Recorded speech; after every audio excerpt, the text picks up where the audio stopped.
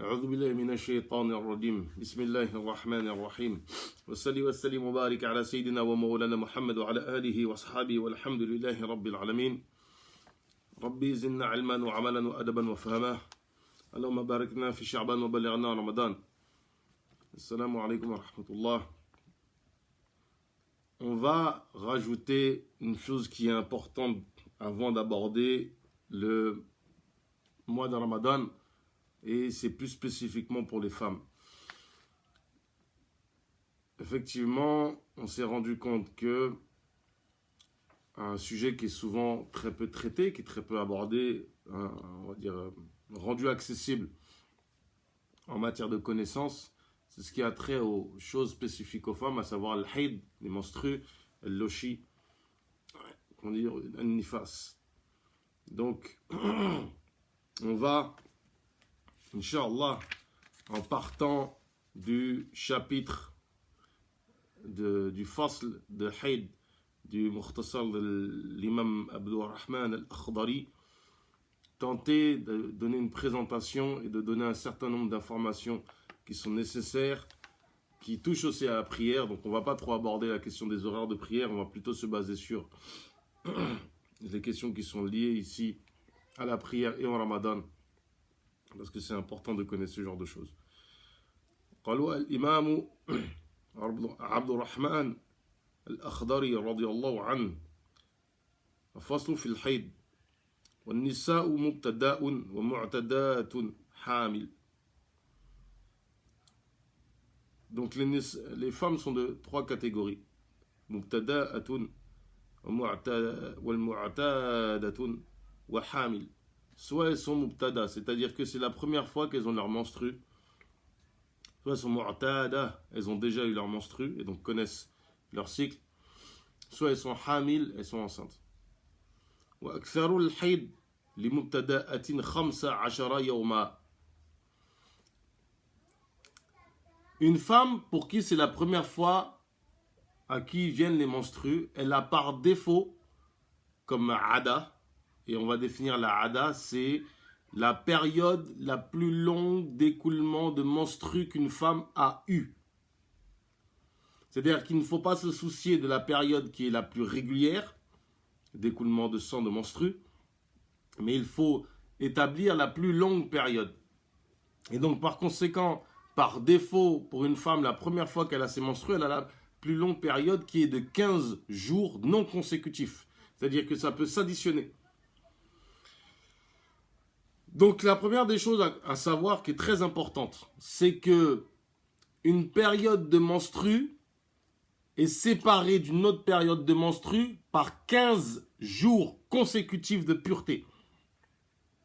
C'est-à-dire qu'entre deux périodes d'écoulement de sang de menstrues, il ne peut pas avoir une nouvelle période de sang de menstrues s'il n'y a pas eu 15 jours de pureté. Je précise 15 jours de pureté et non pas 15 jours d'absence d'écoulement de sang, parce qu'une femme peut avoir des écoulements de sang et elle est en période de pureté dans la mesure où on va expliquer la notion d'istihada, de métrorragie, c'est-à-dire du sang qui coule depuis le sexe de la femme. Alors, el haid, on a dit qu'il y a trois catégories de femmes. Mais el haid, en fait, c'est quoi? El haid, c'est le sang, quelle que soit sa couleur, marron, rouge, jaune, qui va sortir du sexe de la femme, qui est pubère. Et donc une mubtada, par défaut, à 15 jours. Alors il faut comprendre ici, qu'est-ce que cela implique? Ça implique une femme a du sang qui coule une première fois. Cas pratique pour que vous compreniez. Une femme a du sang qui coule une première fois. Jaune, marron ou rouge. Ce sang coule. Disons qu'il coule pendant 4 jours. Il s'arrête pendant 10. Et il revient 5 jours. Ce qu'elle fait, c'est que les 4 jours sont des jours de menstrues. Pendant 10 jours, elle est pure. et lorsque revient que ça coule pendant 5 jours, elle additionne, ce qui veut dire qu'elle est dans la même période de règles, de menstrues.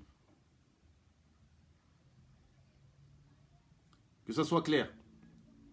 Une femme commence pour la première fois à voir ses menstrues. Elle constate que le sang coule, que le sang s'arrête, que le sang coule. Si entre les deux périodes d'écoulement de sang, il n'y a pas 15 jours de pureté, c'est du sang de menstrue et elle est dans la même période de menstrue.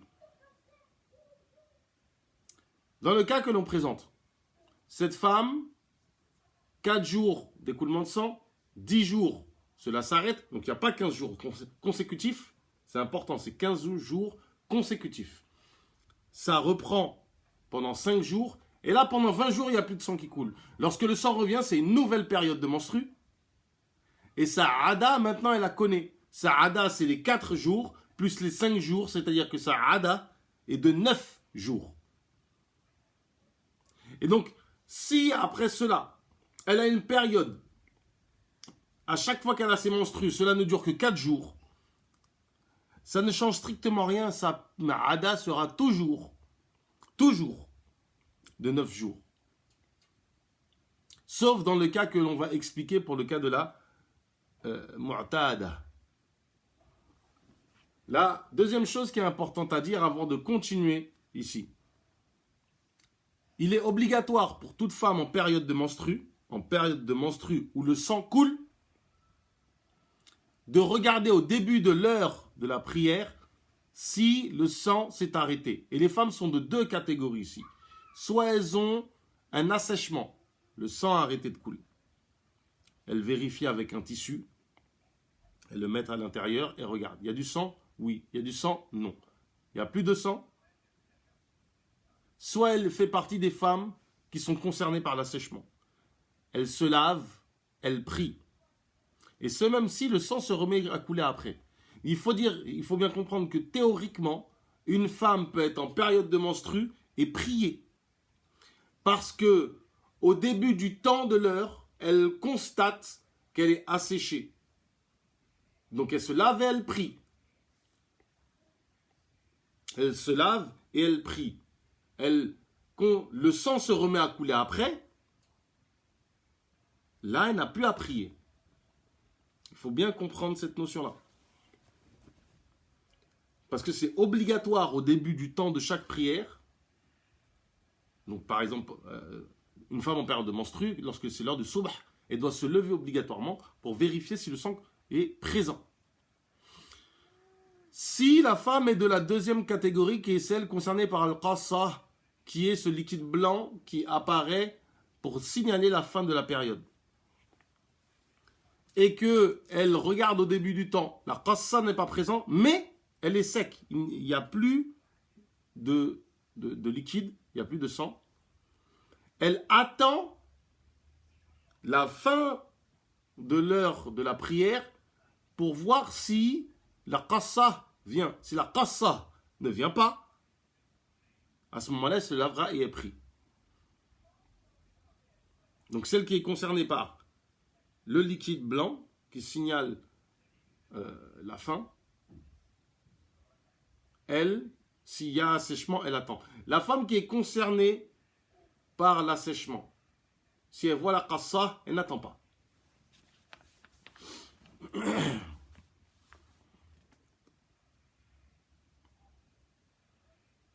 Donc la plus grande période de menstrue maximum est de 15 jours non consécutifs. La plus petite période de pureté est de 15 jours consécutifs. Cela veut dire quoi? Supposons une femme, mubtada, c'est la première fois qu'elle a ses menstrues. Le sang coule pendant 1 mois. Ça ne s'arrête pas. Lorsque le 15e jour arrive, elle sait que là, c'est le dernier jour de menstrue. Dès que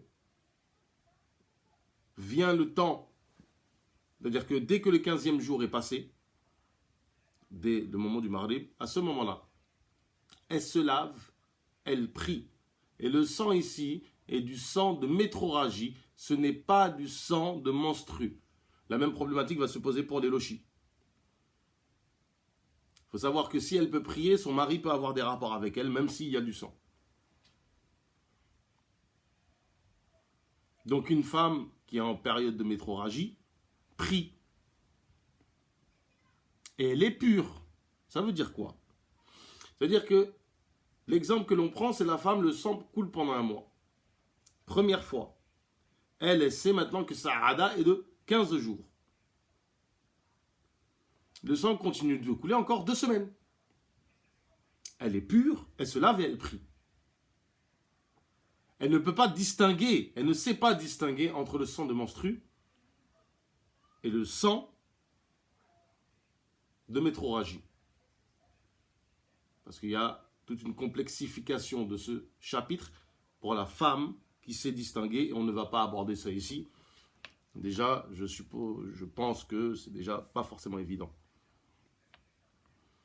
Donc la femme qui à ce moment-là, le sang va continuer de couler, ça continue de couler 2 semaines. Un jour, ça s'arrête. Lorsque le sang revient, c'est du sang de menstru. Pourquoi? Parce qu'il y a eu 15 jours de pureté. Certes, il y avait du sang, mais ce n'était pas du sang de menstru. Donc la femme était pure. Donc, lorsque le sang s'arrête et qu'il revient, c'est du sang de menstru. وَلِلْمُعْتَادَةِ عَادَتُهَا. La mu'tada, la plus grande période de haid, c'est sa ada. Comme on l'a dit au préalable. Sa plus grande période de menstru qu'elle a eu. فَإِنْ تَمَادَ بِهَا الدَّمُّ زَادَتْ 3 أيام ما لم تجاوز 15 يوما. Si une femme qui est mu'tada, c'est-à-dire qu'elle connaît sa période de ada, qui est la plus longue période de menstru, et que le sang continue de couler, c'est-à-dire que la ada s'est complétée, une femme sait que elle, sa ada est de 5 jours. Et le sang continue de couler. Elle va rajouter 3 jours qu'on appelle les jours d'istidhar. En fait, c'est les jours d'observation, où la femme observe, regarde, prend le temps de considérer si c'est du sang de menstru ou du sang de métrorragie. Le maximum qui peut être ajouté, c'est 3 jours. 3 jours qui peuvent s'additionner. Et donc ici, ce qui se passe, c'est que dans ce cas de figure, la femme va donc 5 jours, c'est sa ada, le sang continue de couler. Elle regarde, 1 jour ça coule, 2 jours ça coule, 3 jours ça coule, 4e jour, métrorragie. 4e jour, c'est des métrorragies. Information fondamentale.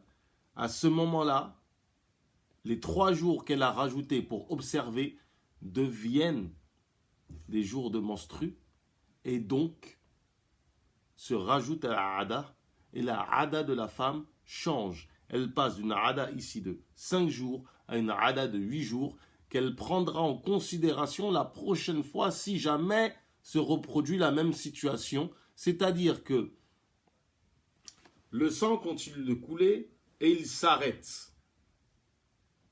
Supposons, le sang coule pendant 10 jours. 5 jours, 3 jours d'observation, 10 jours d'arrêt d'écoulement de sang. Du moins, 10 jours d'écoulement de sang, excusez-moi.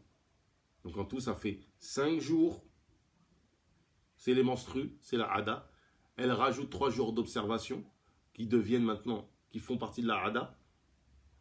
Et il y a 10 jours d'écoulement de sang. Donc 18 jours d'écoulement de sang. Ces 10 jours sont des jours de pureté. Le sang s'arrête 1 jour 2 jours et il reprend. Ça fait 12 jours de pureté. Le sang qui continue de couler, c'est toujours du sang de métrorragie. Ça continue de couler pendant, supposons, 10 jours encore. Ça s'arrête et ça revient. Là, nouvelle période de menstru. Et maintenant, le sang coule. Elle regarde, ça coule 8 jours. Donc la nouvelle Ada, qui était les 5 jours, la Ada ancienne, plus les 3 jours d'observation. Et ça continue de couler encore 2 jours. Donc en tout, un écoulement de 10 jours. À ce moment-là, les 2 jours sont 2 jours d'observation. Et eux-mêmes s'intègrent à la nouvelle Ada qui évolue.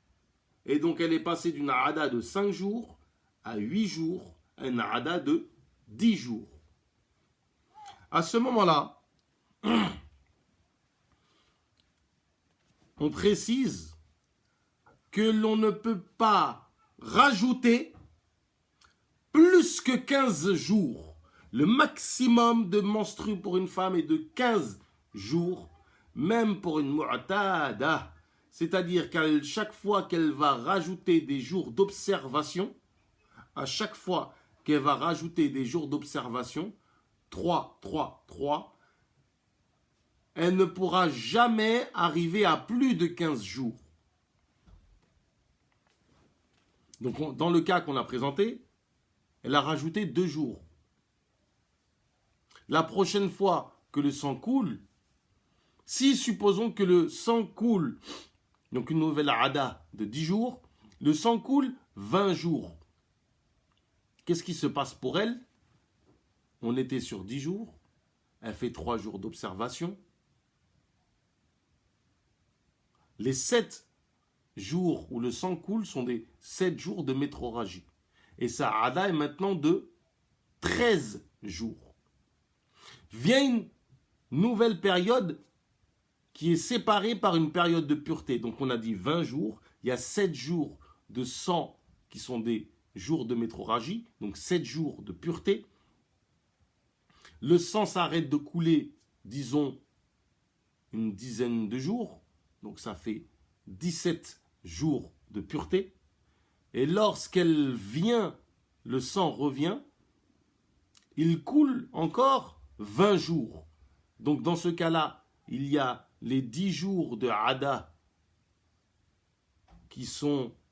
auxquels on a rajouté les 3 jours. C'est toujours le même cas depuis tout à l'heure. On est passé de 5 à 8, à 10 et maintenant à 13. Parce que c'était 10 jours plus les 3 jours qui sont rajoutés. Elle ne pourra rajouter comme jour d'observation, non pas 3, mais seulement 2, parce qu'on ne peut pas aller au-delà de 15 jours de menstru. Et donc ici, elle rajoute les 2 jours de menstru sur ces 20 jours. Et donc, elle va se retrouver avec 15 jours de menstru. Et le reste, les 5 jours restants sont des jours de métrorragie, des jours de pureté. Elle peut prier et avoir des rapports avec son mari. Bien comprendre cette notion-là, parce que dans le mois de Ramadan, si vous ne maîtrisez pas ça, vous pouvez vous retrouver avec des jours à rattraper, à devoir faire. Parce que vous êtes peut-être dans un jour de métrorragie et vous pensez que c'est un jour de menstru. Donc il faut faire très attention à cette question. Les règles concernant le jeûne sont les suivantes, sur le cas des menstrues. Premièrement, on ne demande pas à une femme de se lever en fin de nuit pour vérifier si elle est en période de pureté. Parce que les haid et les loshi sont des mawani'a, des empêchements pour l'obligation de pratiquer le jeûne le jour de Ramadan. Une femme ne jeûne pas en état de menstru.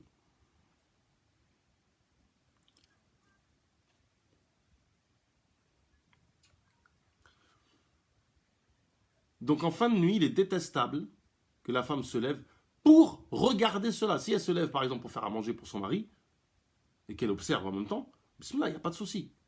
Mais c'est se lever pour vérifier qu'elle n'est plus en état de menstru pour pouvoir prier.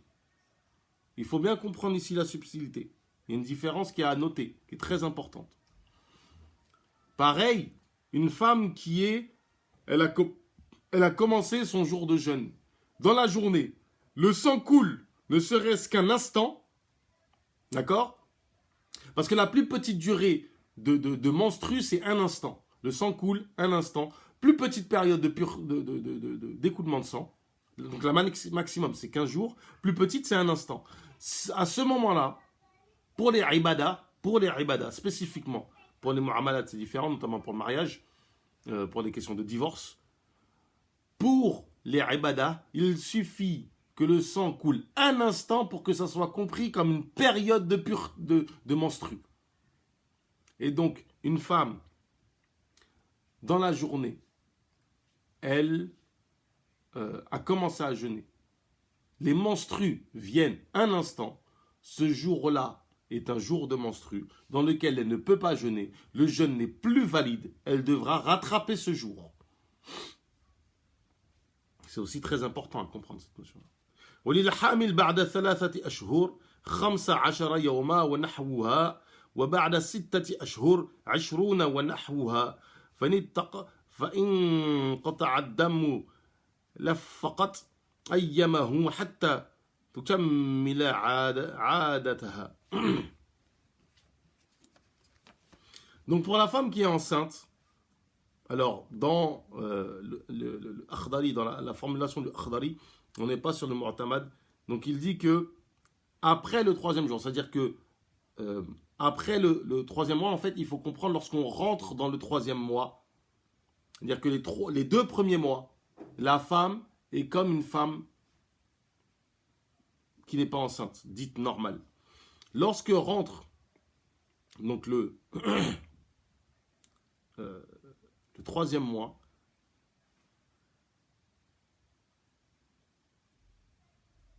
l'imam Akhdari lui dit ici que c'est 15. Non, en fait, l'avis qui est retenu, c'est 20 jours. La Ada est de facto 20 jours. De facto, elle est de 20 jours. Et donc, en fait, une femme qui est en état de menstru, si elle voit le sang, une femme qui est enceinte, si elle voit le sang couler, sa Ada, normalement, est de 5 jours. Mais là, le sang, il coule 10 jours. Ben, pendant les 10 jours, c'est des menstrues. C'est des menstrues parce qu'elle est enceinte. Parce qu'effectivement, le mu'tamad dans le madhhab maliki, c'est qu'une femme enceinte peut avoir ses menstrues. Ensuite, lorsque rentre le 6e mois, l'imam Akhdari dit 20 jours. En fait, non, c'est 30 jours l'avis retenu. C'est-à-dire qu'une femme, par défaut, a 30 jours. Quand bien même elle aurait une ada avant d'être enceinte, lorsque vient le 6e mois, si le sang coule 15 jours, 20 jours, ça sera 20 jours de menstru.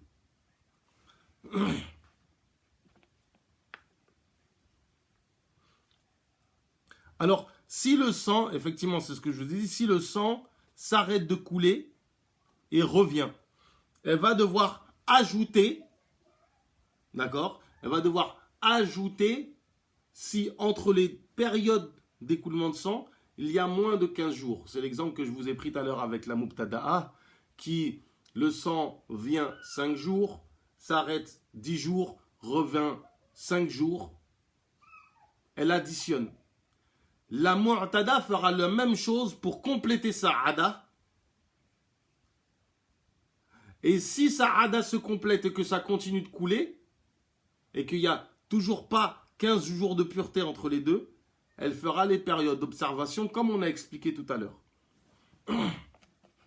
ولا تحل للحائض صلاة ولا صوم ولا طواف ولا مس مصحف ولا دخول المسجد وعليها قضاء الصوم دون الصلاة وقراءتها جائز ولا يحل زوجها فرجها ولا ما بين سرتها وركبتيها حتى تغتسل.